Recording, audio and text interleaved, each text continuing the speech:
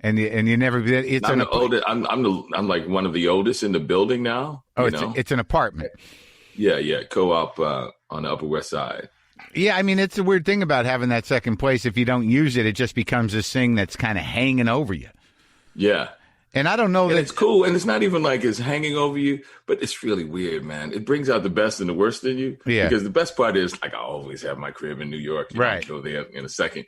Right. Was that the first place after New Orleans? Yeah, that was. I moved from New Orleans when I was 17.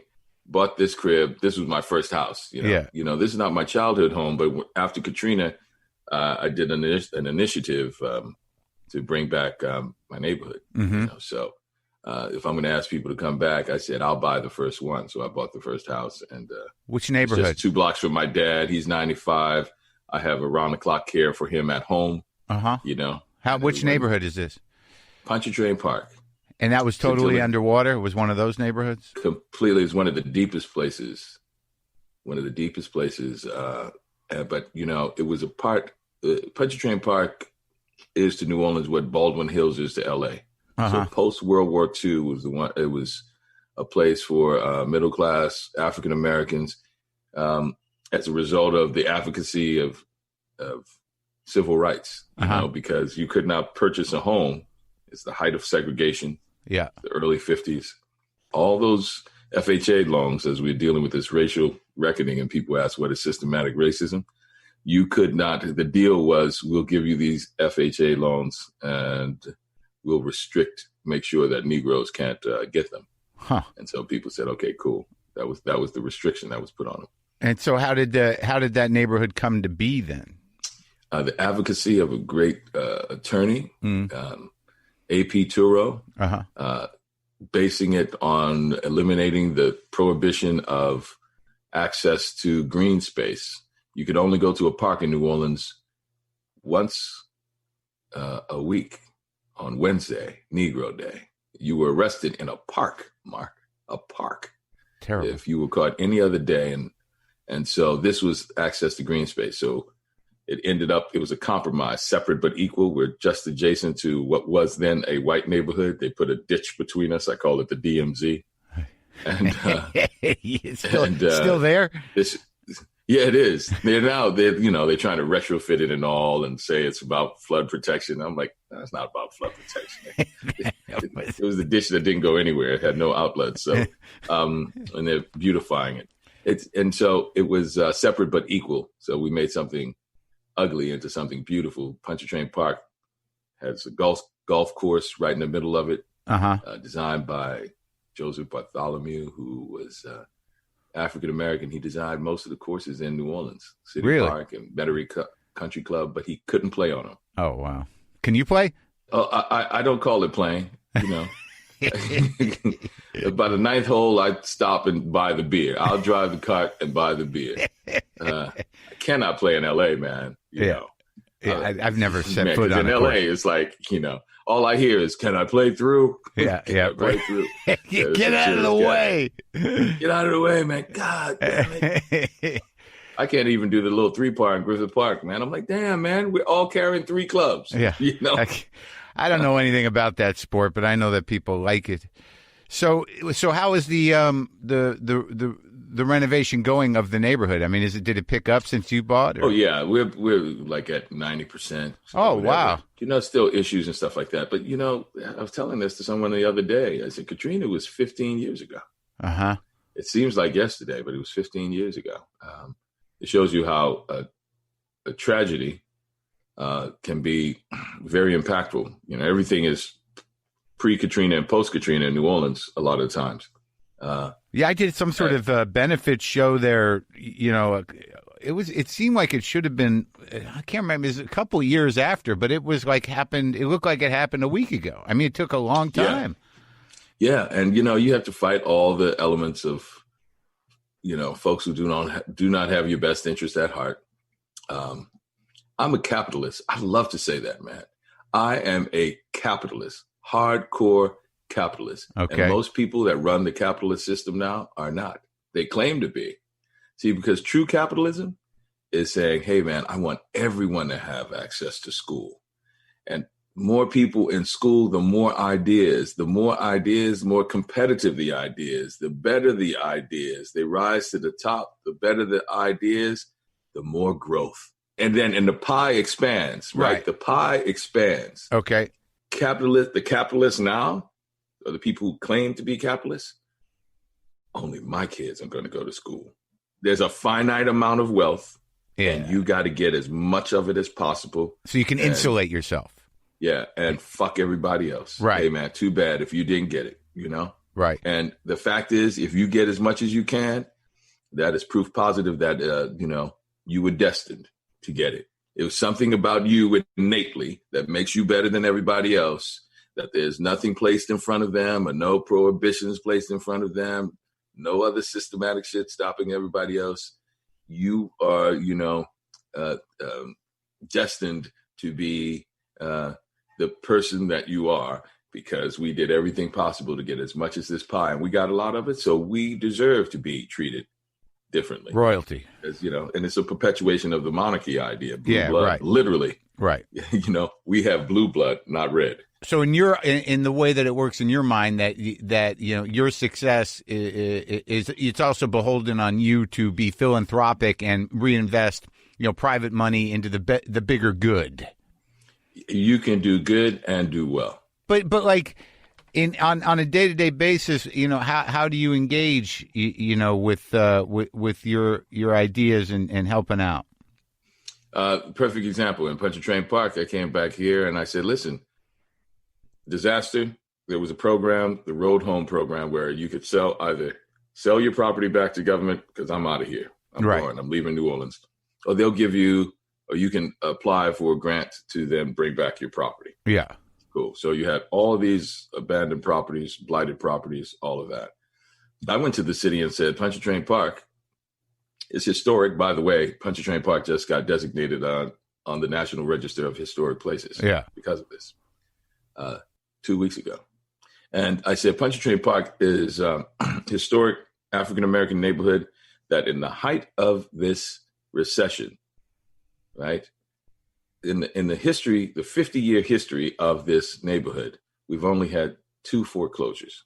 It's one of the most stable neighborhoods in America, consistently, with all of all of the obstacles placed in front of its residents at the height of segregation in Jim Crow South. Yeah, I said, and still we were able to thrive.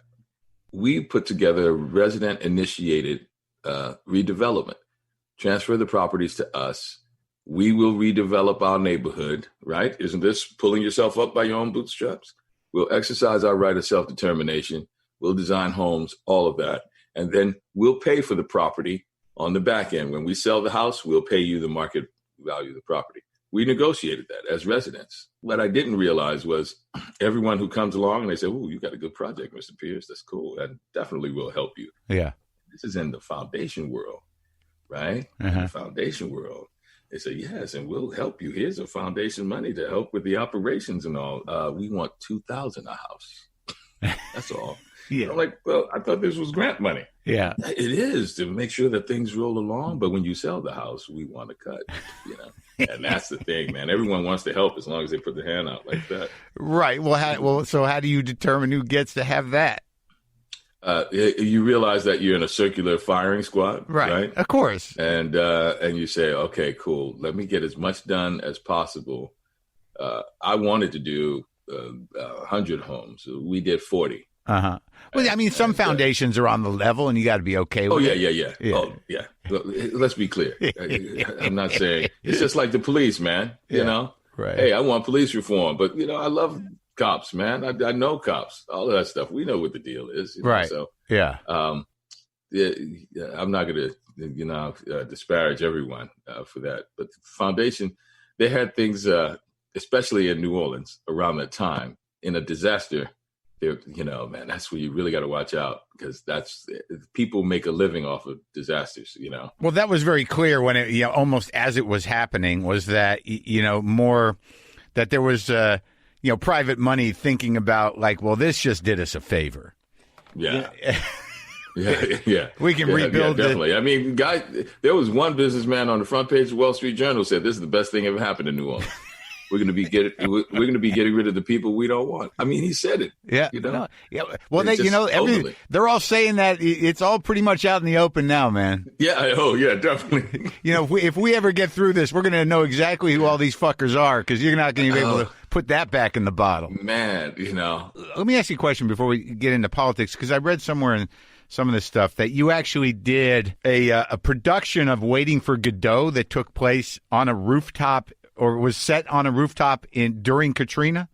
Yes. Whose idea was that? The director of the Classical Theater of Harlem sent me a photograph of two guys in the water in New Orleans. Uh-huh. And he said, I saw this photograph and I thought of Go-Go and Dee.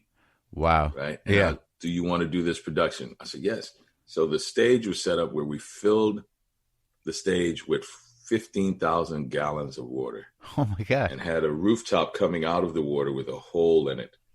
And we made entrances through the water. It was like one of those above ground pools that we kind of put a proscenium stage in front of it. So we had the water and the rooftop.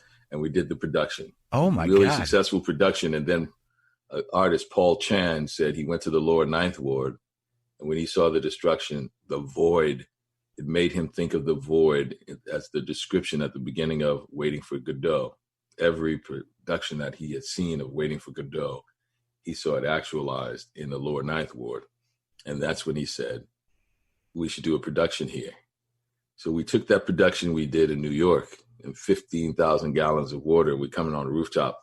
And then we did it literally in the epicenter of Katrina, the destruction, and on this corner in the middle of the disaster. And we invited people there. And I made an entrance from like 2 blocks away. Wow. And you could hear over the speakers. Yeah. Out of the silence and out of the darkness, you hear this breathing and hustling. Yeah. Running, and you see me arrive like Omar Sharif and Lawrence of Arabia from the distance coming in. Yeah. And we did the play in the lower Ninth Ward and Gentilly, two different weekends, free to the public as an art project. And it was one of the most cathartic moments of my life because you had all of these people from disparate walks of life. Yeah.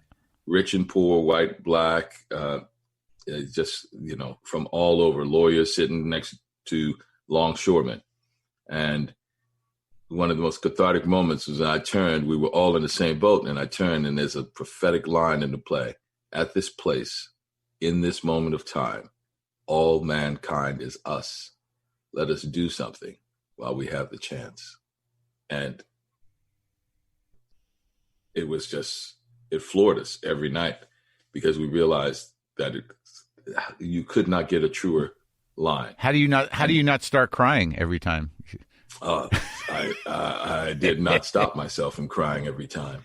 And what happens is that play speaks to, it was written out of, Beckett was in the midst of the Nazi occupation.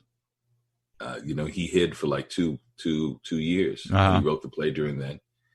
Susan Sontag did a production in the middle of the Balkan War. It just rings out in the midst of the greatest crises in humanity. Uh-huh. And at that same resonance in New Orleans, post-Katrina, it's about humanity. And it's almost what we're in the middle of right now. Yeah. At this place, in this moment of time, all mankind is us. Let us do something while we have the chance. Yeah, it's so, it felt to me that just when I pictured it, that without reading any description of it, that as an artist, that it would be some sort of kind of transformative experience that you never, it changes you permanently. Oh, absolutely. Especially in the midst of that. I was standing, when I said it in the lower Ninth Ward, I'll never forget, all the moorings of the homes that have been wiped away where people had drowned. Mm. It felt like a graveyard. And Mm-hmm. I was standing on a stoop of a house that was completely gone in the midst of this field. And to say that line, standing on that hallowed ground where so many had died, Ugh. and I would let it just sit for a moment because almost like a moment of silence Yeah. for the humanity that literally had died in the place where we were doing this play. It was people speak.